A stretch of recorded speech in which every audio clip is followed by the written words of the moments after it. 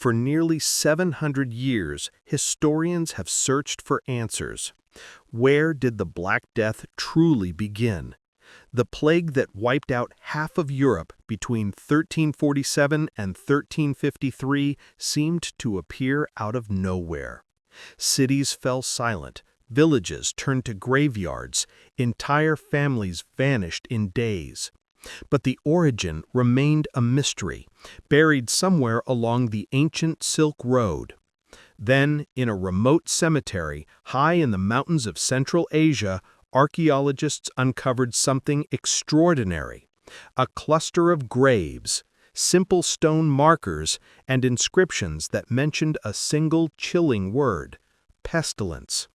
These weren't just any graves. They dated back to 1338 and 1339, nearly a decade before the plague reached Europe.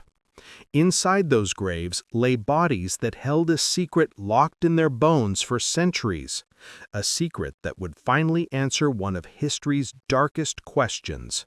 What those bones revealed would change everything we thought we knew.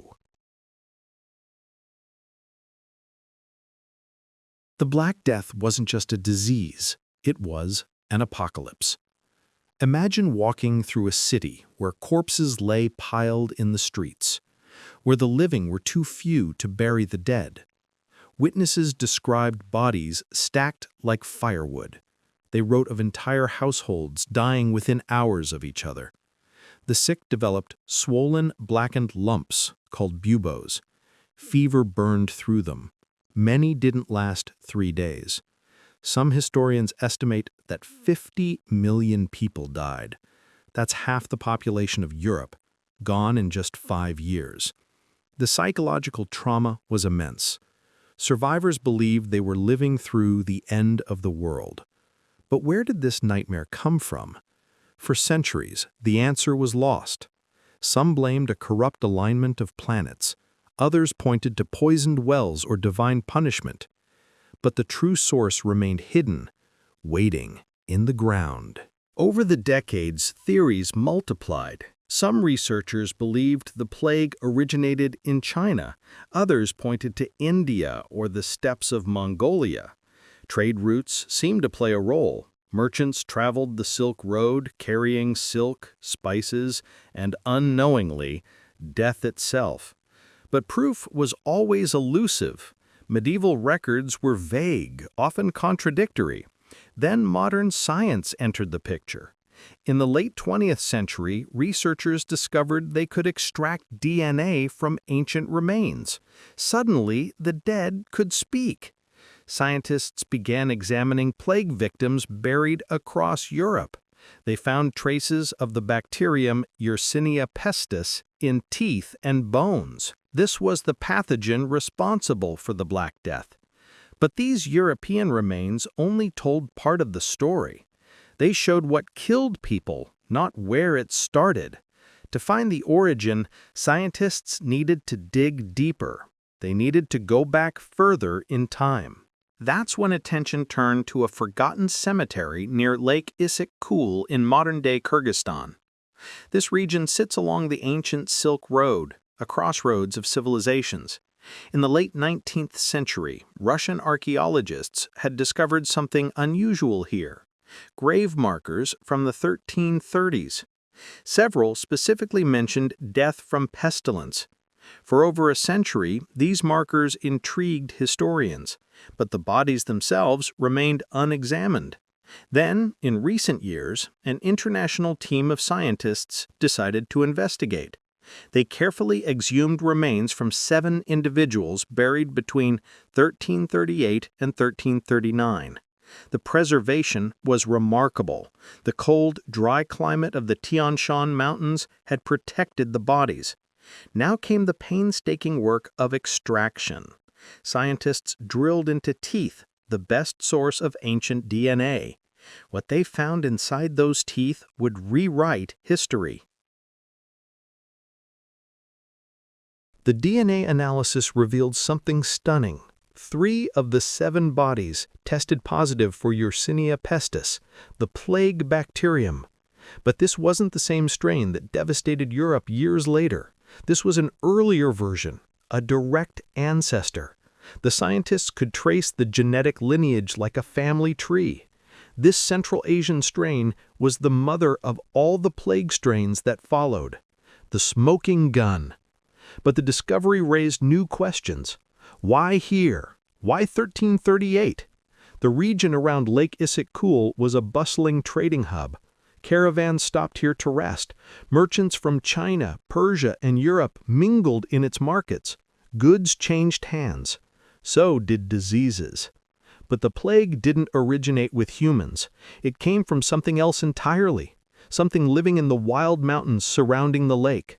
And that something would prove to be the final piece of the puzzle. Yersinia pestis doesn't naturally infect humans. It's primarily a disease of rodents. Specifically, it lives in marmots and other burrowing animals of the Central Asian steppes. These creatures carry the bacterium without dying from it, but their fleas are another story. When infected fleas bite humans, the disease jumps species. This is called a spillover event. For centuries, local communities around Lake Issyk-Kul had likely experienced small contained outbreaks, but something changed in the 1330s. Climate records suggest a period of unusual warmth and moisture. Marmot populations may have exploded. Human settlements expanded into their territory. Hunting increased. Contact between humans and infected animals became more frequent. The conditions were perfect for disaster.